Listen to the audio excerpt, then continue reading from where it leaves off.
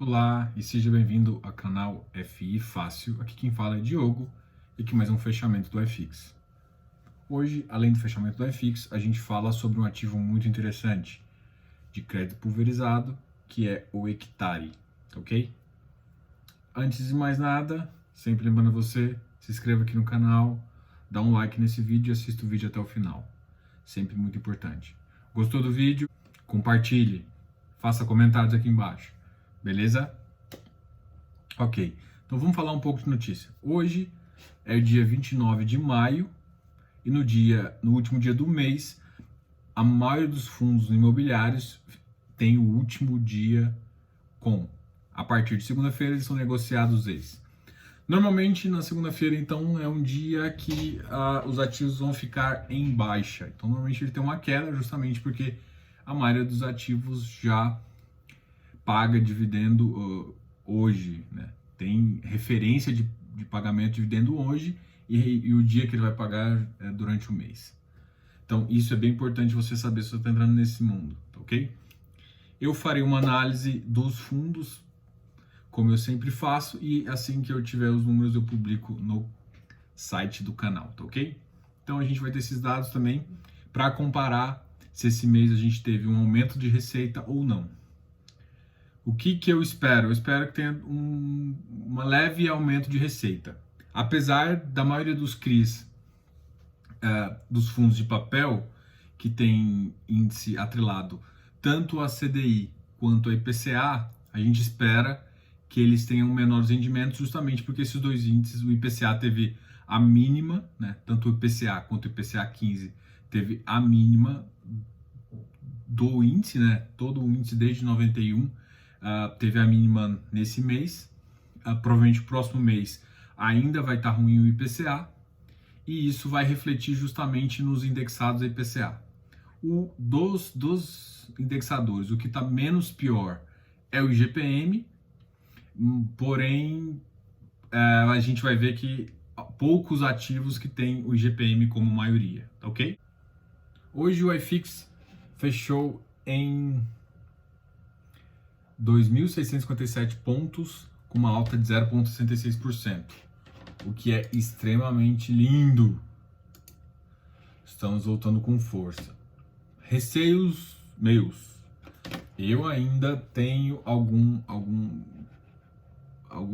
receio relativos a fluxo de caixa. Bom, mas eu sou um cara de números, eu não simplesmente falo isso. Então eu tenho que olhar realmente se vai ter problemas no fluxo de caixa. Uma coisa é receita esperada. O que eu digo isso?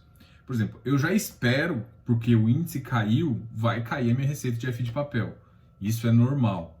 Agora, isso não vai afetar a minha conta. Então, assim, se esse índice cair um pouco, vai afetar a minha receita, mas, no geral, eu tenho que ver se, por exemplo, principalmente tijolo, como é que está esse fluxo de caixa. Porque, teoricamente, é um pouco constante, né?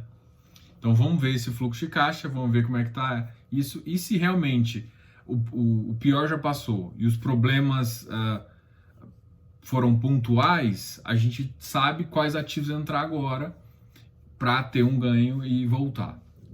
A gente vai ter um impulso aí, né, bem grande na bolsa, justamente porque vai ter mais uma queda de 0,75, foi o que o Copom indicou.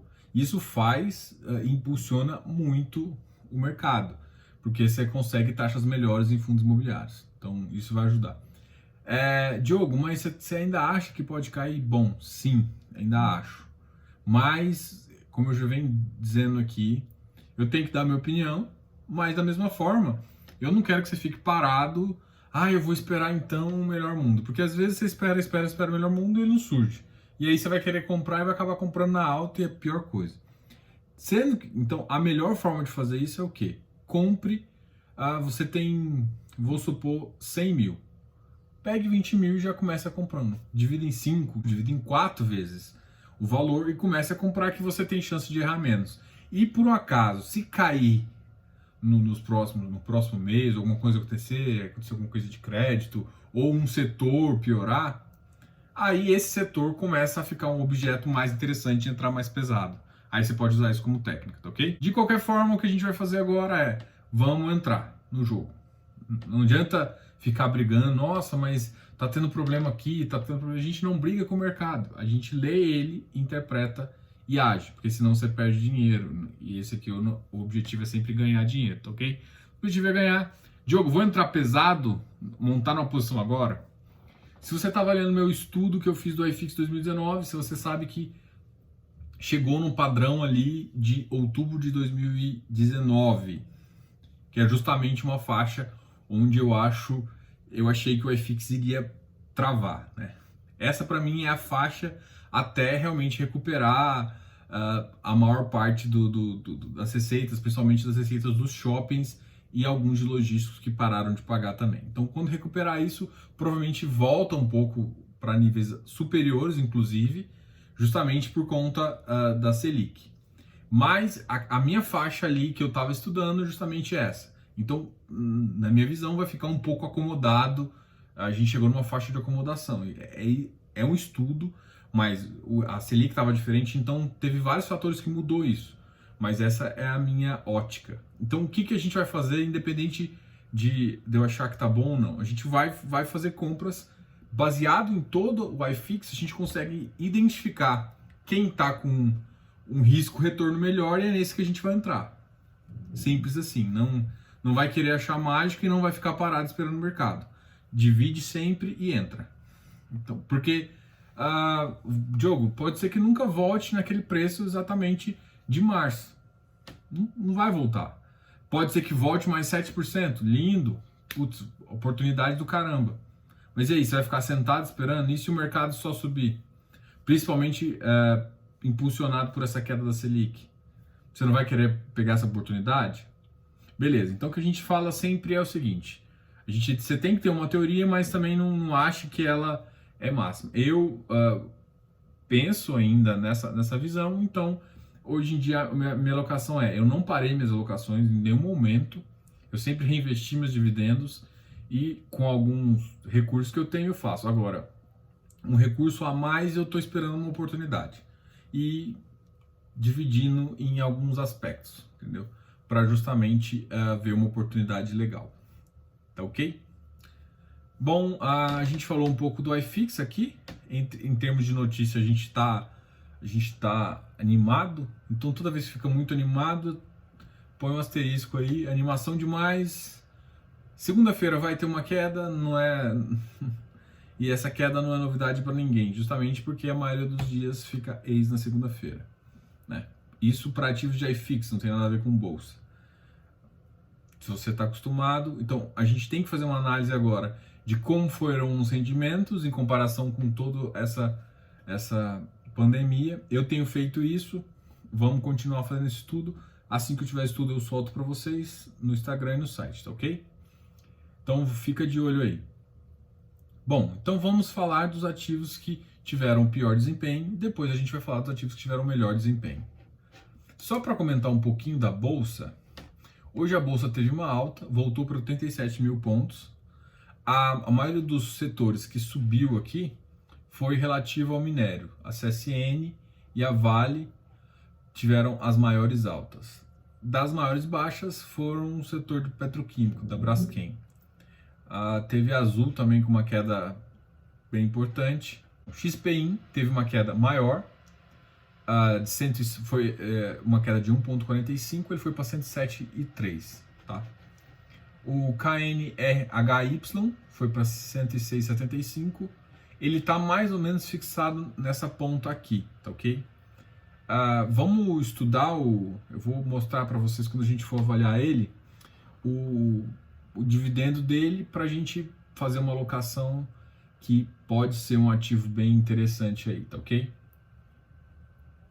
Lembrando que ele é só para qualificado, tá ok?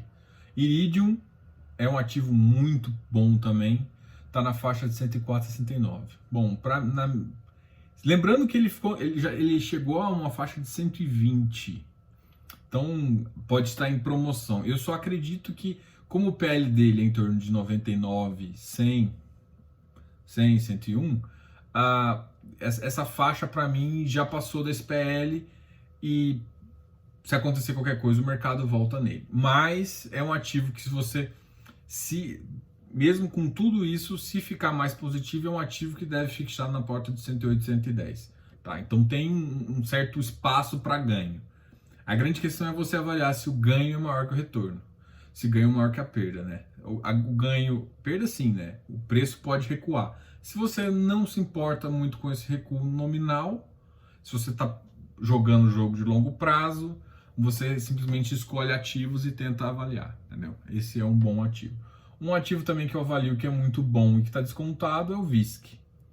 O VISC ele vai estar descontado, os shoppings estão ainda, pelo menos os shoppings da cesta de ativos do VISC ainda não recuperou tanto, então ele vai ficar ali na faixa do 100. Cara, para mim ele vale a pena. E no geral da crise ele ficou entre 93 e 100, tá? E aí vamos fazer uma avaliação. O que ele fez na crise? Ele chegou a bater antes também, mas quando ele se acomodou, ele ficou ali, ele chegou, quando o mercado piorou um pouquinho, ele voltou para a faixa de 96, chegou a 100 e tal, chegou a bater também 90, ficou um tempo ali, mas no geral ele ficou entre 96 e 100. Então vamos supor que piore, mas não piore tanto, piore um pouco. Vamos supor. Esse é o retorno para ele. Ele pode voltar até 96. Só que qual que é o upside que ele tem? O VP dele está em 120. Então se o mercado voltar e as receitas voltarem, é claro que você tem que lembrar que a receita de shopping não vai voltar de uma vez. A economia e o consumo deve demorar um pouco a voltar. Mas se a gente pensar isso numa margem de um ano, para ele voltar para um patrimônio 120, você tem um 20% de possibilidade nominal. Se você for avaliar a tira, é muito mais ainda. Então, ele é um ativo que eu entraria, tá? Então, quem tá jogando o jogo longo prazo, olha só, para mim, vamos supor que ele volte para 90, com uma queda aí. O upside dele ainda é muito, muito maior do que o downside. Então, eu sempre fico avaliando isso. O que ele pode ganhar e o que ele pode perder. E você agora tem um histórico muito positivo da perda. E você tem um histórico também muito positivo da alta, né? Que é justamente aquele overpricing do estudo do FX que a gente fez. Como a gente tem essas duas visões, cara, é lindo isso. Então você consegue estimar exatamente onde ele está, o que ele pode fazer, o que ele pode chegar. Eu não consideraria o overprice para o meu estudo, tá? Porque no overprice ele bateu 130.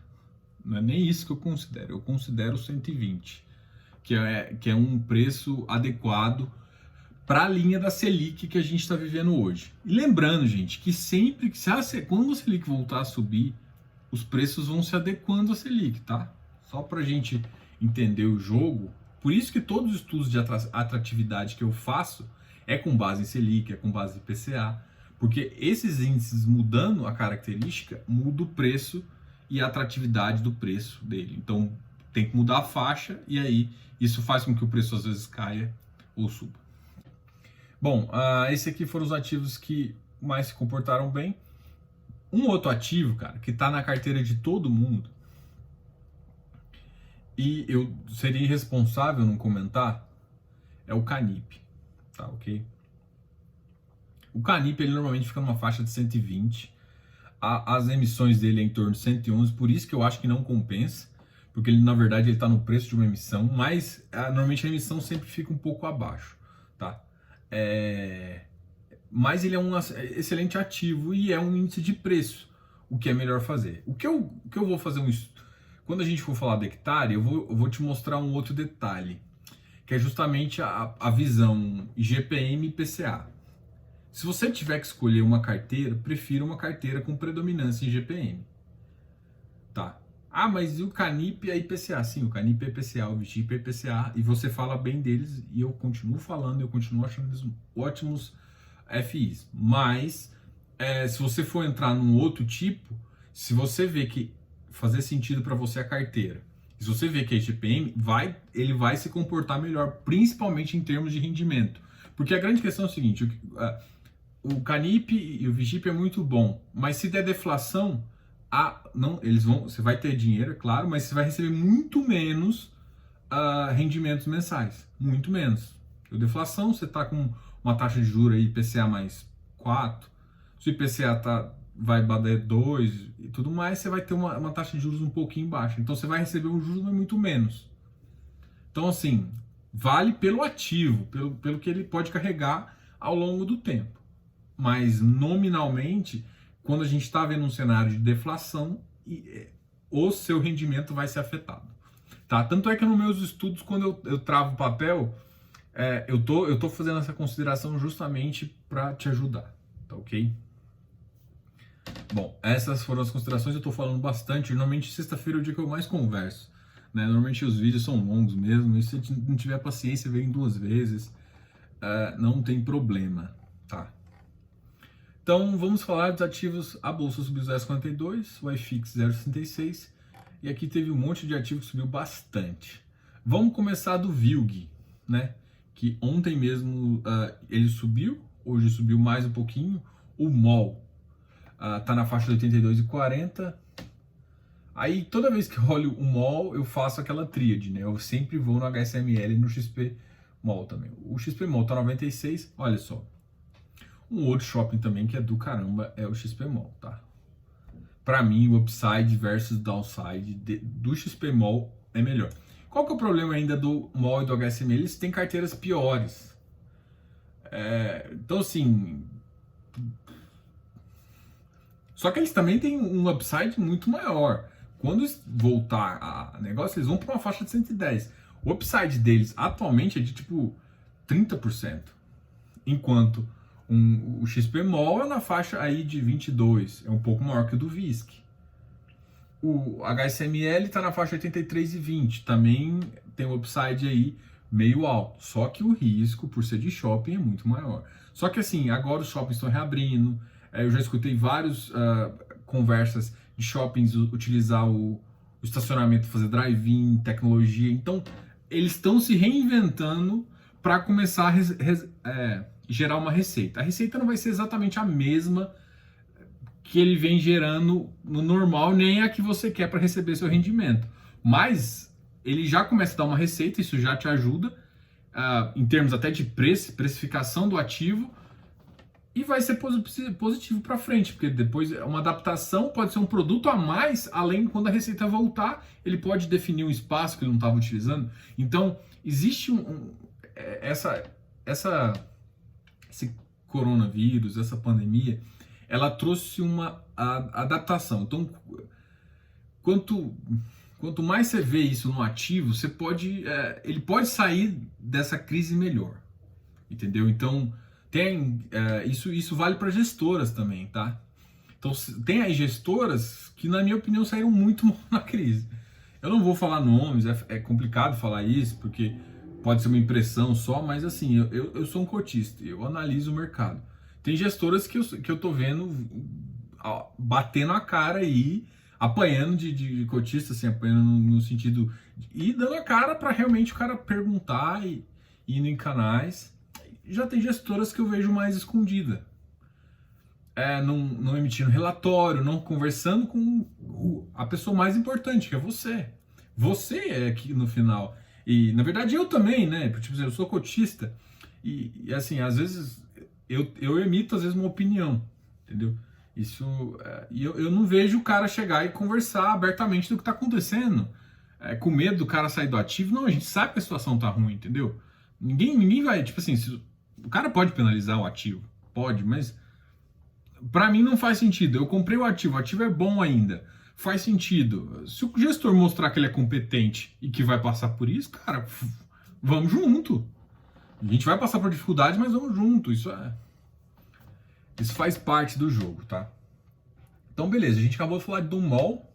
Becri, cara, Becri também é uma boa, hein? Só que tá caro de novo.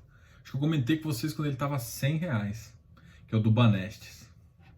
BBPO, eu não gosto do BBPO, gente. Pra mim, o BBPO é gestão passiva. Eu nunca comentei exatamente, mas pra mim, quando eu elogio tanto uma gestão ativa, eu nem comento de ativo de gestão passiva. Aí você vai olhar o BBPO, nem relatório os caras fornecem. Ah, não, bicho. E assim, ele é o top 4 do do iFix, né, velho? Sabe, tipo, tem coisa que... Como, saca? Ah, é de agência, vou deixar. Tem um monte de contrato vencendo em um ano, sabe? Pra mim, o quê? E aí, eles já conversaram com lá? Vai renovar? Não vai? Vai dar sinal? E fato relevante é muito, sei lá, falta, tipo, pra mim esse é um ativo que é... Eu voltei a olhar ele justamente porque eu tô fazendo uma série dos top 10 da bolsa, do iFix. Cara, mas pra mim o BBPO não faz sentido, tá aí. Ele pode ter muita negociação, pode ser antigo pra caralho, mas, mano, eu não curto muito a agência bancária, né? Tanto é que o da Caixa, o SAAG, eles começaram a se readaptar para virar meio varejo, né? Para ter agências, mas ter outras lojas de varejo para fazer. Isso faz mais sentido, né? Para você não ficar exposto, ele vai virando um híbrido, né? É a mesma coisa para mim quando eu olho na parte de educação. Ah, Diogo, você tem medo de EAD? Não, não tem medo de EAD. Para mim, EAD não compete com faculdade.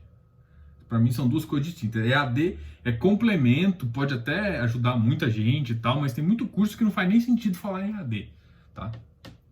É importante, gente. O estudo é sempre importante, tanto à distância quanto presencial, mas não vai tirar o estudo presencial. A grande questão da educação é justamente o tipo de... É um pouco do galpão logístico, né? Só que normalmente eu confio mais numa empresa que faz uma gestão ali do que nas empresas isso é uma opinião minha, tá? Mas eu não gosto, e normalmente, como foi estruturado o começo dessa de educação, foi estruturado com poucos ativos educacionais.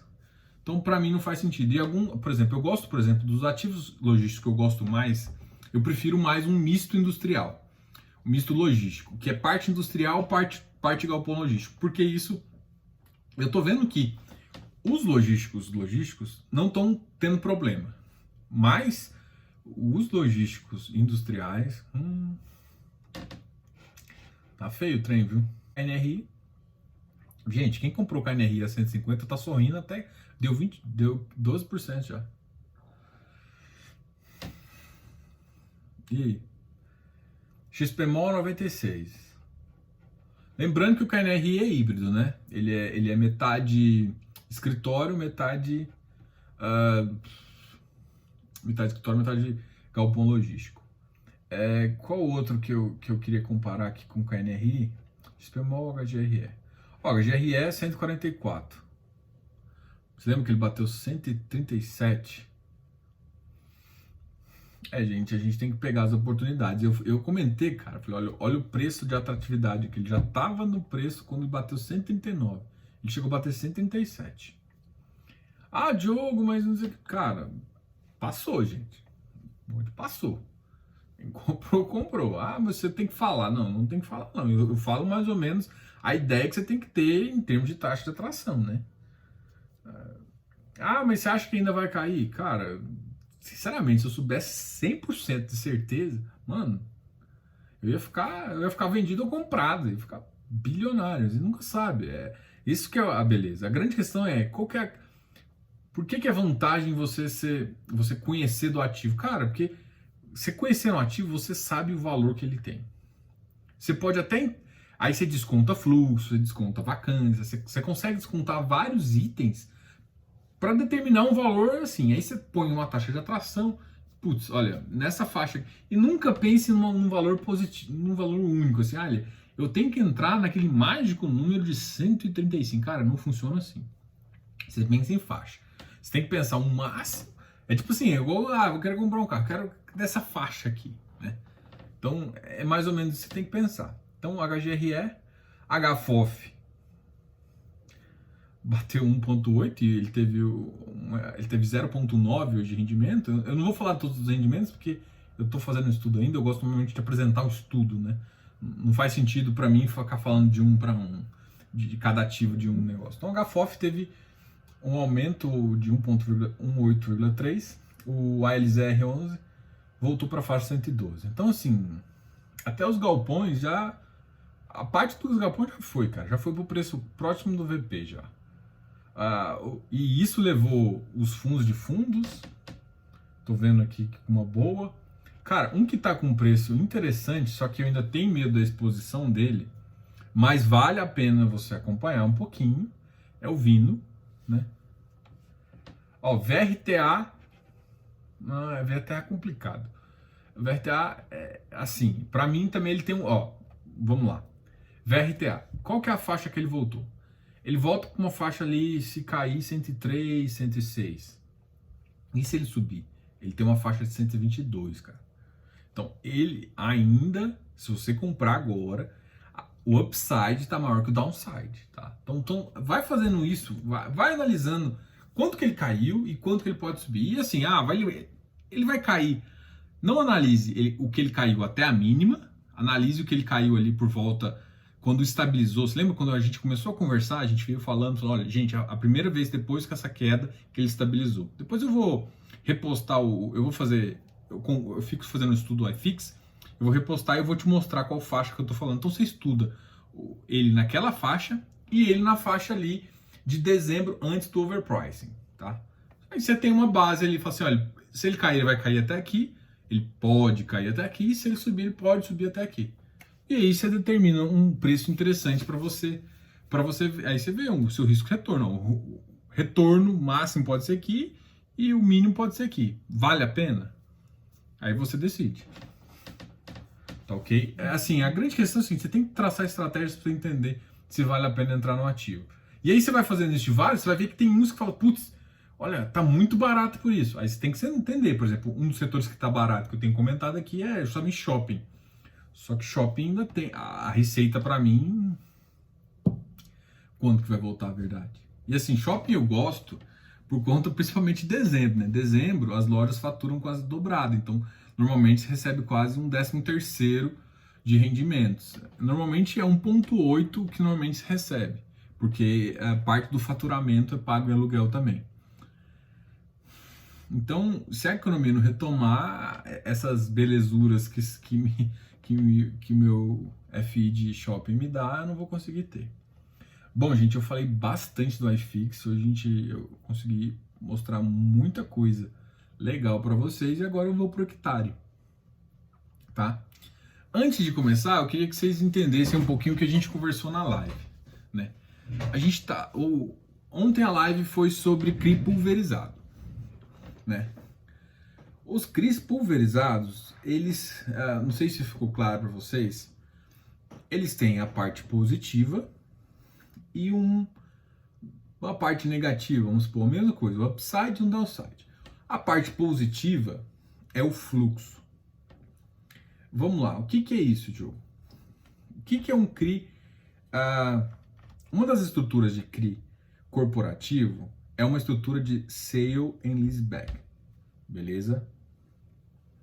Primeira coisa que a gente vai falar é isso. Então vamos supor, a gente vai dar o exemplo, você tem um galpão logístico, sua empresa. Você construiu, beleza, fez, funcionou, tá legal, só que você quer capitalizar. Porque não é seu negócio o galpão em si, seu negócio é a empresa, então você quer o dinheiro. E eu quero investir. Uai, beleza, vamos fazer o seguinte, eu compro de você, você compromete com ficar com ele por 10 anos. Tranquilo? Tranquilo, né? O que acontece? Na minha conta aqui, em 8 anos e meio eu tenho meu payback. Eu já recebi tudo que tem. Põe um contrato atípico desses 10 anos, já recebi meu payback e provavelmente o cara não vai sair. Mas se ele sair antes, a gente põe multa e tal, ele vai me pagar quase tudo e tudo mais. Mas eu tenho um ativo no final e eu tô recebendo exatamente o aluguel. Então o que acontece? Eu compro esse ativo desse cara na promessa que ele vai ficar lá, a gente põe garantia, põe tudo mais. E nessa estrutura é montado um CRI, tá? Esse é o que a gente chama de CRI corporativo. Qual que é o lastro? O lastro é o aluguel, beleza? Lastro é os pagamentos mensais, ok? Ou seja, eu comprei um galpão, então o lastro é o aluguel, é um aluguel, tá ok? E qual que é a garantia? A garantia é a própria o próprio galpão.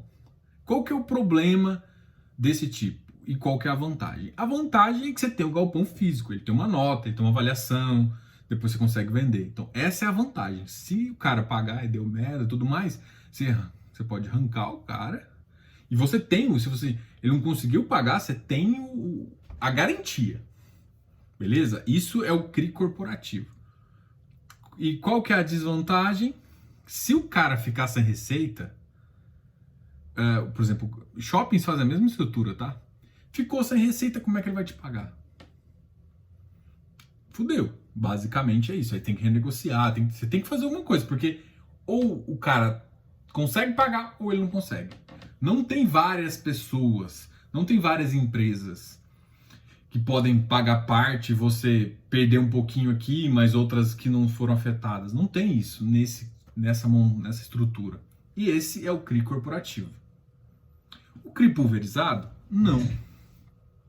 O CRI pulverizado, ele é montado justamente numa carteira de várias pessoas. Como funciona, eu vou explicar mais ou menos com uma loteadora que fica mais fácil. Uma loteadora vende vários lotes. Como que ela vende isso? Normalmente ela vende a prazo, ela não vende à vista. Ela dá uma parcela, mas ela normalmente pega esse valor e divide em várias vezes, em 5 anos. Beleza? Essa carteira, esses pagamentos, a gente chama de recebíveis. Esses recebíveis mensais é justamente essa carteira. Essa carteira, normalmente, a gente chama, toda essa carteira de recebíveis das várias pessoas que ela vendeu, pode formar uma CCI, que é uma cédula de crédito imobiliário. Essa empresa falou assim, cara, não faz sentido, o meu negócio, eu tenho que controlar isso aqui, a venda e tudo mais, é importante para mim, mas eu quero pegar esse dinheiro que tá lá no futuro, eu quero fazer mais negócio, eu quero girar, eu quero, em vez de eu botar o dinheiro para terminar de construir, por exemplo, né? Porque se eu não estou recebendo tudo agora, como é que eu vou terminar de construir o loteamento? Então tem duas funções. A segunda função começou a ficar permitida agora. É você pegar esse dinheiro, a empresa pegar esse dinheiro e utilizar para outra coisa. Antes não podia fazer isso, mas agora já pode. O que ela vai fazer? Ela vai pegar esse dinheiro e terminar de construir. Porque ela utilizava esse pagamento. Então é mais fácil o cara receber agora e ele já cuidar desse dinheiro, tá ok? Então o que ele faz? Ele pega toda essa carteira, que é uma carteira futura, e vende para um investidor. Então ele vende essa CCI. Essa CCI, o investidor pega, gosta, e aí tem um cara no meio. Esse cara no meio é a securitizadora. Até no caso do corporativo tem esse cara no meio, tá, gente? E esse cara no meio aqui, esse cara aqui no meio, ele pega isso, registra na CVM e aí esse registro vira o CRI, ou seja, a CCI, que era esses créditos recebíveis, vira o CRI oficial. Então o que está acontecendo? Se der um problema, você concorda que, por exemplo, você tem uma loteadora que vendeu 1000 lotes. É difícil falar, porque depende do público-alvo e tudo mais. Mas você concorda que, vamos supor que se der um problema, passou pela pandemia e que afetou, normalmente não afeta todo mundo, não afeta todo mundo igual. Mas vamos supor que afeta 30% ou 40% demais. Mas você concorda que você ainda tem um fluxo do restante, dos outros 60%? E é essa a vantagem de um pulverizado. Porque durante uma crise, durante qualquer problema que afeta a economia, você não perde todo mundo. Aí, Diogo, mas o que você está falando isso do hectare? Você falou que ia falar do hectare. Tá. O hectare, ele basicamente tem sua carteira em CRIs pulverizados. E normalmente em 3 tipos de segmentos: multipropriedade, loteamento e incorporação. Diogo, o que é multipropriedade? E aí, só terminando aqui, e ali, além da service, tem o papel além da securitizadora, tem a service, que a gente já comentou. Qualquer coisa, ver a minha live com o Baroni e o Bruno, que é justamente dessa service. E você entender que em CRI pulverizado, cara, é muito importante esse papel dessa service aqui, cara. É eles que vão realmente ficar olhando como é que estão as coisas e vão avisar, ajudam tanto a cedente quanto os investidores e a securitizadora para fazer. Bom, enfim, então a gente entendeu o que é CRI pulverizado, o que é CRI corporativo. Dentro de CRI pulverizado, a gente falou, deu um exemplo de loteamento, mas tem outro exemplo que é, além de loteamento, tem multipropriedade, tem residencial. Por exemplo, como assim residencial, Diogo? Ou seja, um prédio, principalmente de alto padrão, que não tem muito acesso ao sistema financeiro de habitação, que é até 1,5 milhão, vamos supor, para pessoas mais ricas. Aí você pega essa carteira, vendeu, sei lá, 200 apartamentos, a construtora não quer ficar com esse carrego, né, desse número de pessoas. Então você pega toda essa carteira, faz a mesma coisa, faz um CCI e securitiza. Essa é uma modalidade residencial. Além da modalidade residencial, a gente tem multipropriedade. O que é multipropriedade? Ficou muito famosos esses lugares que você não compra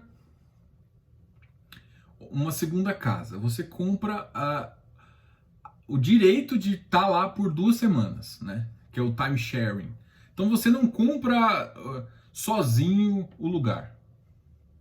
É basicamente isso. Então você tem um apartamento lá em Gramado, em qualquer lugar do país, você quer comprar.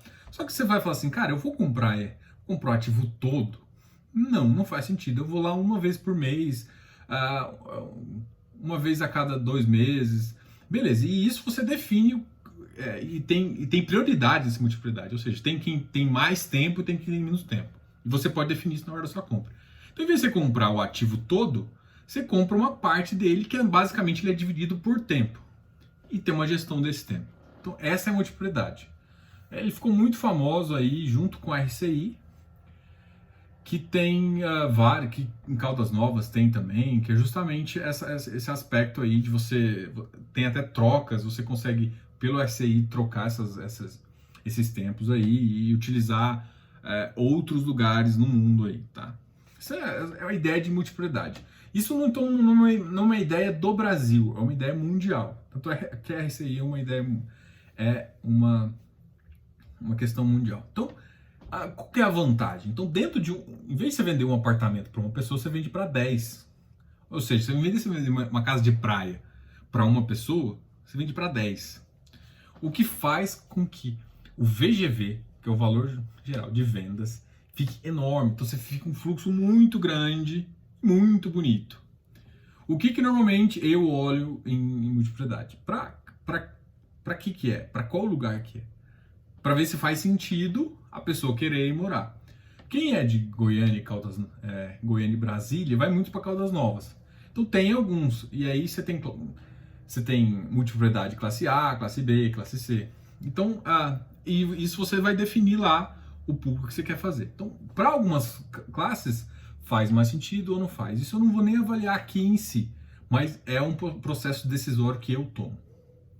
Então, assim, multipropriedade é justamente você comprar a parcela pequena. E aí você vai entender que quando você termina de pagar, você tem uma matrícula mesmo. Você tem uma matrícula de uma multipropriedade, que é uma parcela de um share time, de um ativo, tal. Então a matrícula é única de um ativo que é dividido. E isso veio de uma lei de 2018, que foi muito importante para esse mercado. Mas o mais importante aqui é você entender justamente esse fluxo. E por que eu estou falando? Se você olhar a carteira do hectare, ela tem 67,2% em multipropriedade. Então, cara, meu amigo, você comprou hectare e não sabe o que é multipropriedade, você está no lugar errado. Entendeu mais ou menos o que é multipropriedade? Pelo menos você pode entender qual que é o risco. Você gosta, você não gosta. Primeira coisa, de investimento, você tem que entender o investimento. Beleza? Uma outra coisa que é muito legal é você entender o indexador. Lembra que eu falei? Indexador é o preferido, agora é o GPM.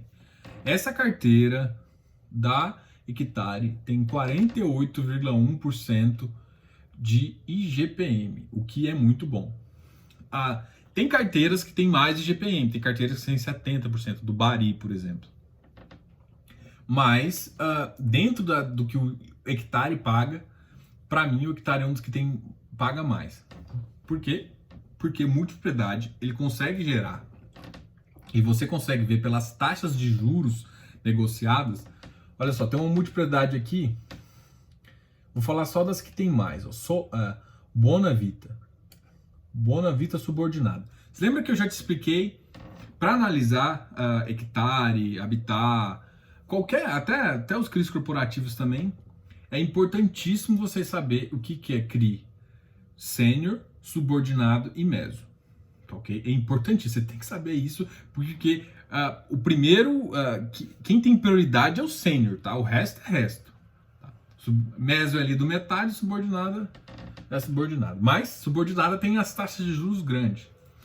Tem gestor, isso eu já escutei, mas esse foi o gestor da Habitat que eu escutei, tá ok? Mas eu vou usar como exemplo para mostrar a opinião do gestor. Tem gestor que ele não olha, ele fala, eu já escutei isso dele mesmo, ele não olha se é sênior, subordinado ou meso, ele olha a operação.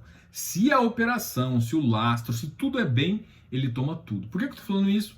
Porque algumas operações aqui, o hectare faz da mesma forma. Então aqui, é por isso que a hectare tem taxas de juros tão altas. Então se você acredita em multipropriedade, você acha que é um ativo bom, putz, legal, vale a pena ter. Tá ok? Então o que a gente vai falar dentro aqui do hectare? Quem conhece o hectare, sabe que ele vinha pagando em torno de, ele pagou 1,1, 1,05, 1,34, 1,54. Na crise, no ápice da crise, ele pagou 1,43 e 1,92. Em fevereiro, referente a março, pagando em março, e março pagando em abril, pagou 1,43. Por que isso é tão relevante? Porque ele é um ativo que paga muito, né? Em termos de, então, ele chama muito a atenção, mas você tem que entender o que funciona hectare. Porém, no último pagamento, ele pagou 0,94, que foi bem abaixo do que ele vinha pagando. Então, gerou algumas especulações. Olhando aqui no relatório, a primeira coisa que ele fez aqui no relatório foi justificar. Uma das justificativas eu já tinha calculado, e para mim fazia sentido, não fazia sentido ter uma queda tão grande. Foi isso, eu até acho que eu comentei com vocês, não fazia sentido ter uma queda tão grande. Mas aí ele apontou 3 detalhes, e para mim um detalhe ficou bem legal e um detalhe ficou muito importante. Um dos outros detalhes que eu tinha considerado é justamente o seguinte, gente, você está acompanhando o IPCA aqui, você vai começar a ver o IPCA também, e você vai ver que o IPCA caiu. Se o IPCA caiu e o GPM caiu, um ativo que é ligado ao IPCA e ao GPM cai junto. Fato. Então teve aqui ele fala que foi muito baixo o índice do IPCA e do GPM. Então, se esses dois foram baixos, né, vai afetar a cota direto. Então, por exemplo, às vezes dezembro tem um mês muito positivo em termos de GPM, você recebe mais juros e foi isso que aconteceu, por exemplo, um dos meses que mais, não, foi janeiro. Janeiro foi lindo de pagamento de juros. E isso foi bom. Isso é bom pro fundo, né, em termos de rendimento. E isso foi uma das coisas. Só que na minha conta, o que tinha me assustado é que eu esperava uma faixa mais baixa, é claro. Não esperava o mesmo que ele tinha pagado, eu esperava. Só que veio abaixo. E aí ele veio e apontou o segundo motivo, que é justamente falando assim, gente, 2 dos CRIs, que tem mais ou menos 15% da minha carteira, que inclusive eu vou falar o nome aqui, é o Ferrasa e o EDA, tem carência. Ou seja, o que acontece? Às vezes quando o fundo, você estrutura uma operação, e isso é bem importante você saber, na hora que você está comprando CRI e tudo mais, para não pesar para quem está tomando crédito, o que acontece? Ele pede um período de carência, às vezes é de 2, 3, 4, 5, 6 meses. Todas essas informações, se não está aqui, está junto do CRI, junto do termo de securitização. A gente até já comentou isso na live, dá uma olhada. Eu vou ver se eu trago algum dia um termo aqui para a gente conversar, ver se eu trago inclusive de multipropriedade aqui, para a gente trocar uma ideia, mas é isso. Então tem essa Essa é uma praxe. Eu creio que eles comentaram, não comentaram da carência em si, mas eles justificaram agora que tinha essa carência até abril. Então, muito provavelmente, a receita vai aumentar em torno de 15%. Então, se você tinha uma receita de 0,86, ele vai para uma faixa de 0,99 aí. Beleza? Então, isso faz com que o rendimento aí já vá para uma faixa de 1 e um pouquinho. R$1, R$1,05, baseado só nessa avaliação aqui, tá? Então, isso é positivo, mesmo que... Só que, assim, tem um outro fator que agora tem que ser levado, é que o IPCA piorou, né? A gente teve um IPCA ruim. Tem que lembrar que tem um desconto mais ou menos de 2 meses. Tem a cobra, aí o fundo recebe, depois o fundo te repassa. Então tem, tipo, quando o CRI paga para o fundo, e o fundo paga para você depois, né? Então tem um certo delay entre o IPCA que está sendo cobrado e o seu. Então não adianta olhar para o mês anterior e ver. Então você tem que olhar para 2 meses anteriores. Então você vai ver que vai ficando pior, né? Ele fez até uma reserva aqui, dá para você olhar aqui, que eu também foi uma das minhas preocupações. Eu achei que essa reserva aqui era muito em função de uma visibilidade de alguma coisa na carteira, mas pelo que eu olhei nas carteiras aqui, não é realmente isso. Eu vou mostrar um estudo depois, porque senão vai ficar muito extenso aqui, mostrar justamente o estudo da carteira para a gente explicar. Mas para efeito de informação aqui, é fato que eles tiveram reserva, só que parte também das reservas justificaram que eles têm direito a uma parte de performance, tá ok? A parte de performance deles, deixa eu ver se está aqui, 10% do que exceder CDI, tá? Por exemplo, eles excedem CDI bastante, então a taxa de performance deles é bem cara. Mas é 10%, né, gente? É baixo. Eu não gosto, eu não sou fã, e assim, não tem nada a ver com fundo, eu não gosto quando um fundo que me fala que ele tem a maior parte em IPCA e GPM me mete para performance com base em CDI. Eu não gosto disso. É meio que... eu te falar, olha só, eu te entrego banana e maçã e cobro em função de abacate. Entendeu? Tipo, são 3 coisas distintas, são 3 índices totalmente distintos, né? E GPM e PCA ainda são índices de preço, são até mais próximos, tem formas de calcular diferente. Mas CDI, cara, CDI não tem muito a ver com inflação. Então, eu não gosto dessa situação, tá, gente? Então, assim, um dos pontos negativos que eu vejo, eu não gosto dessa situação. Mas a taxa, por ser 10%, eu acho baixo também, né? E pelo que o fundo entrega, e tem entregado para o cotista, eu acho válido, tá? Então, assim, avaliando tudo isso, eu não vejo isso como um grande problema, tá? Bom, a gente já falou dos setores principais e aqui eu quero explicar um pouquinho como a gente vai olhar para esse fundo. É muito conhecido em fundos a famosa LTV. Você sabe o que é LTV? Não sabe? Eu vou te falar agora. LTV é o empréstimo sobre a garantia, beleza? Tá ok? O que é o empréstimo? É o dinheiro que ele tomou sobre as garantias, ou seja, as garantias tem que ser, por isso que a gente fala LTV tem que ser até 70%, 60%. Ou seja, as garantias tem que ser, o que está no denominador tem que ser muito maior do que a dívida, né? Porque se tiver que executar, eu tenho mais garantia do que dívida. Essa é uma das avaliações legais. Só que para avaliar o momento, existe um aqui que chama razão do fluxo mensal. E esse é lindo para avaliar o fluxo mensal, porque é o total de recebíveis do mês dividido pela PMT do CRI. Que é mais ou menos para ver se você vai precisar de acusar o fundo reserva ou não, porque se começar a usar o fundo reserva, ele tem que começar a tirar do fundo reserva, ele tem que complementar na conta garantida. Tem um monte de questões que, inclusive está nesse termo também, não vale a pena que eu mencionar, mas isso aqui me indica. E aqui o fundo indica mais ou menos qual que é a razão mínima que esse fundo tem, ou seja, se não dá, se Se ficar longe da razão mínima, por exemplo, Semara, tá? Eles têm que complementar. Então tem fundo aqui e é de loteamento, tá? E vamos avaliar justamente os que estão com problema, tá?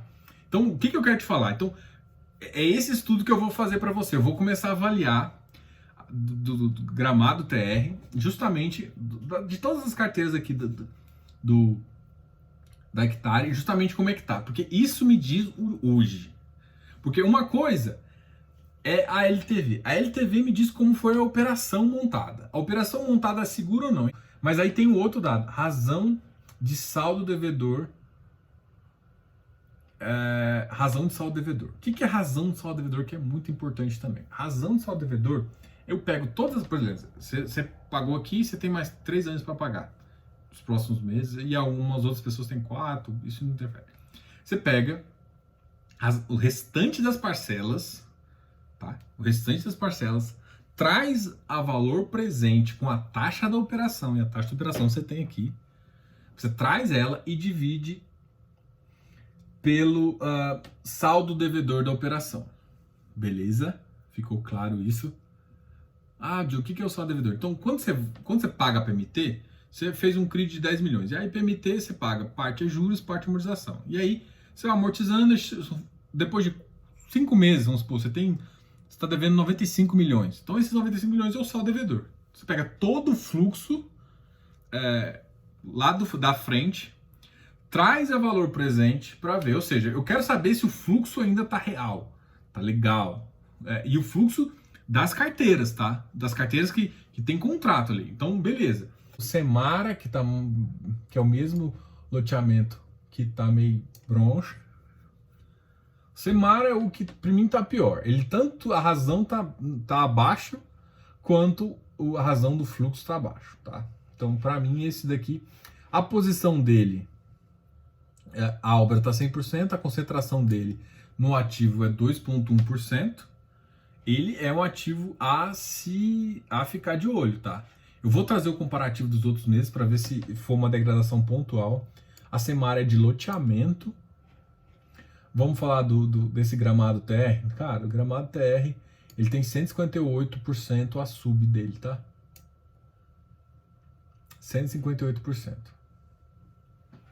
Vamos ver se eles têm Semara Sênior aqui, para a gente comparar, ver se só teve deterioramento da carteira subordinada ou se teve o deterioramento da carteira Sênior também.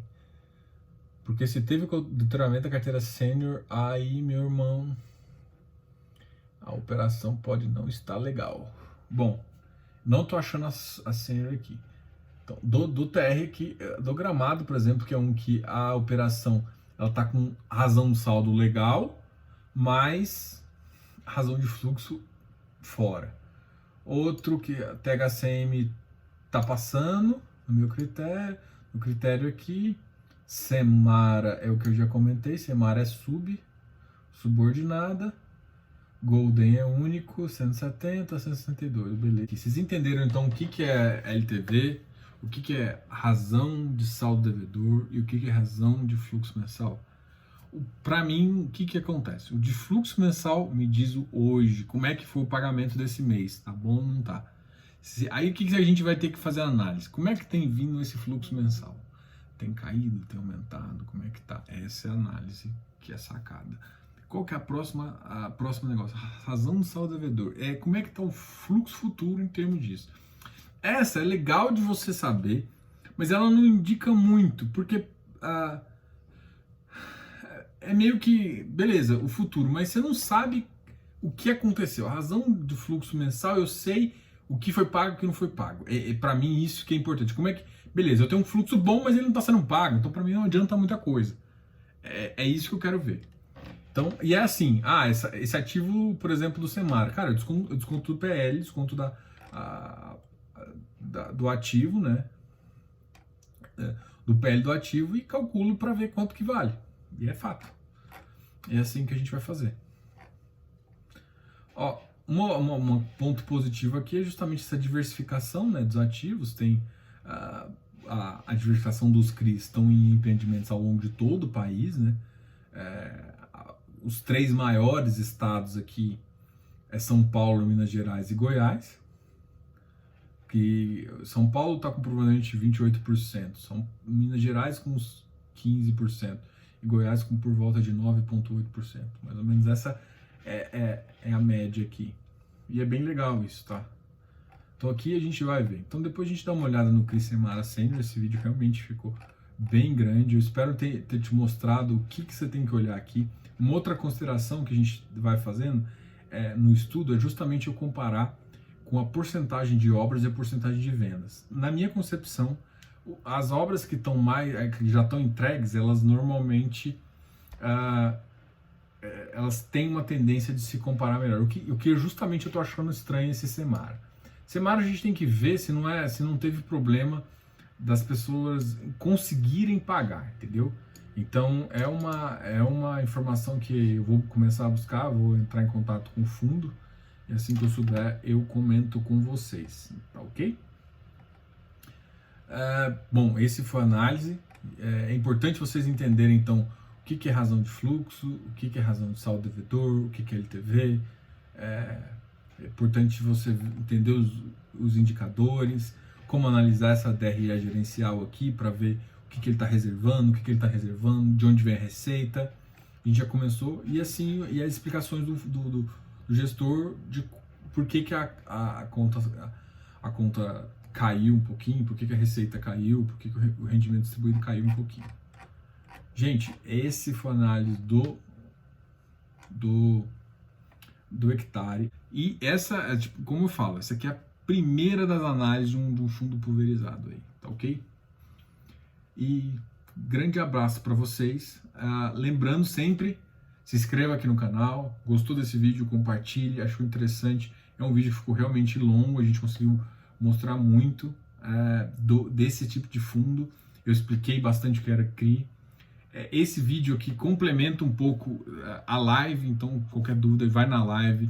O Bruno explicou um pouquinho mais como a Service faz essas razões de garantia, essa LTV, eles calculam bastante lá. E ele comentou algumas lá, então eu vim também explicar para até você poder entender melhor o outro vídeo. Lembrando, se inscreva no canal, dá um like no vídeo, comente, compartilhe. Obrigado por ter ficado aqui até agora. Obrigado pela audiência. Grande abraço, Diogo, canal F Fácil.